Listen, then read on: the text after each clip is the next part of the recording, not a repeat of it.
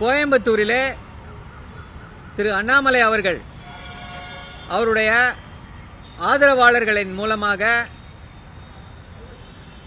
அவினாஷி சாலையில் உள்ள அரவிந்த் மருத்துவமனைக்கு அருகே ஒரு அலுவலகத்தை வைத்திருக்கிறார்கள். அதை பாஜகவுடைய தேர்தல் அலுவலகம் என்று சொல்லியிருக்கிறார்கள். அந்த அலுவலகத்திலிருந்து அந்த தொகுதிக்கு சம்பந்தப்படாத வெளியாட்கள் இருக்கிறார்கள்.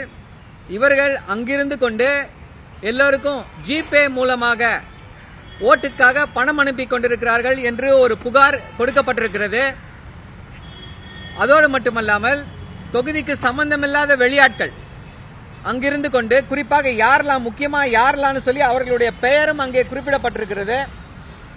சென்னையை சேர்ந்த திரு ஜெயபிரகாஷ் என்று சொல்லக்கூடியவர், அதே போல கரூரை சேர்ந்த இந்த ஜெயபிரகாஷ் என்பவருடைய மைத்துனர் திரு சிவகுமார், அப்புறம் அதே போல திரு அண்ணாமலை அவர்களுடைய மைத்துனர் திரு சிவகுமார், பணிமனையில் இருக்கக்கூடிய திரு கிரண்குமார் என்பவர், திரு ஆனந்த் மற்றும் பிரசாந்த், மற்றும் சென்னையை சேர்ந்த இன்னொருத்தர் கிருஷ்ணகுமார், இவர்கள் எல்லோரும் கோவை தொகுதிக்கு சம்பந்தமில்லாதவர்கள்.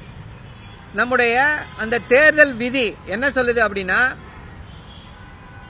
அந்த பிரச்சாரம் முடிவடையும் பொழுது தொகுதிக்கு சம்பந்தமில்லாதவர்கள் வெளியாட்கள், தொகுதியில் சம்பந்தமில்லாத வெளியாட்கள் தொகுதியை விட்டு வெளியேற வேண்டும்.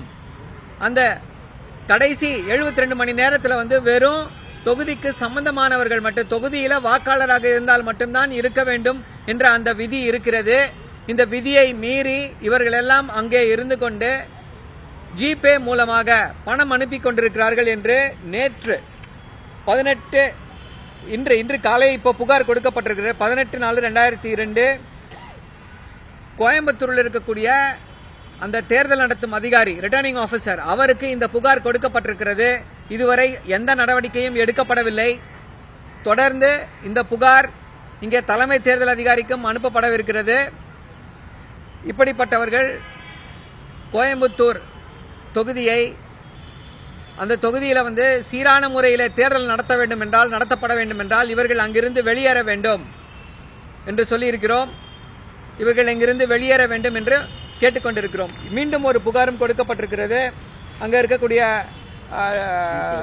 அந்த சீஃப் ஏஜென்ட் மூலமாக கொடுக்கப்பட்டிருக்கிறது. அதோடு மட்டுமல்லாமல் கோயம்புத்தூர் கமிஷனரிடமும் இந்த புகார் கொடுக்கப்பட்டிருக்கிறது. துரித நடவடிக்கை எடுக்கப்படும் என்று நம்புகிறோம்.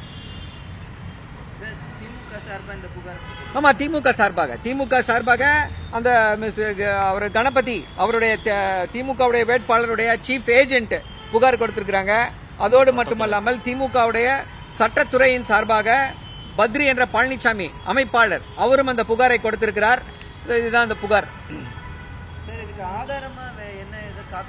இல்ல, இப்போ என்ன ஆதாரம் என்ன வேணும்? நீங்க தேர்தல் இவங்க அங்க இருக்காங்கன்னு சொல்றோம். ஜிபேல அந்த ஆதாரங்களை கேட்டிருக்கிறோம். எப்படி போயிட்டு இருக்கின்றது ஆதாரங்கள் வந்த உடனே அந்த ஆதாரத்தையும் எல்லாரும் முன்னே சமர்ப்பிக்கிறோம்.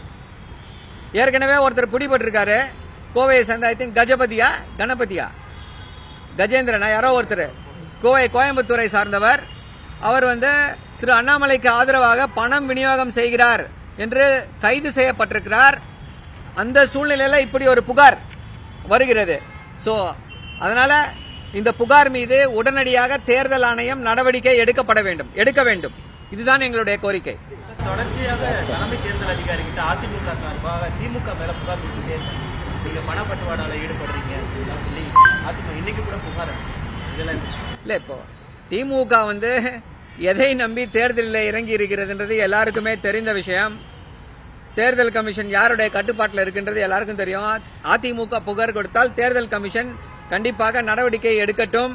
இப்போ பார்த்தீங்கன்னா இதுவரைக்கும் பிடிபட்டிருக்கிறாங்க. ஒருத்தர் 4 கோடி ரூபாயோடு பிடிபட்டார். அவருக்கும் திரு நயினார் நாகேந்திரனுக்கும் என்ன சம்பந்தம் என்று வெளியில தெரிஞ்சது. இப்போ பிடிபட்ட பணம் எல்லாம் எங்கிருந்து பிடிபட்டிருக்குன்னு பாத்தீங்கன்னா எல்லாம் பாஜகவை சார்ந்தவர்கள் கிட்ட இருந்து தான் பிடிபட்டிருக்கு தமிழ்நாட்டில். அதே போல அதிமுகவில இருந்தும் பள்ளிக்கரணையில இருந்து ஒரு 2 கோடி 80 லட்சம் ரூபாய் பிடிபட்டிருக்கிறது. இப்படி தொடர்ந்து எதிர்கட்சிகள் எல்லா வசதியும் செஞ்சுட்டு வசதியாக திமுக மீது பழி போட்டு தப்பிக்க முயற்சி செய்கிறார்கள். இதை எல்லாவற்றையுமே தமிழ்நாட்டு மக்கள் பார்த்து கொண்டுதான் இருக்கிறார்கள்.